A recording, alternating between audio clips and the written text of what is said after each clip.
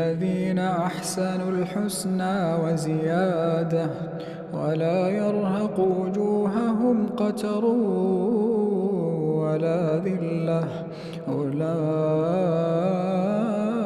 أصحاب الجنة هم فيها خالدون والذين كسبوا السيئات جزاء سيئة بمثلها وترهقهم ذلة ما لهم من الله من عاصم كأنما أغشيت وجوههم قطعا من الليل مظلما أولئك أصحاب النار هم فيها خالدون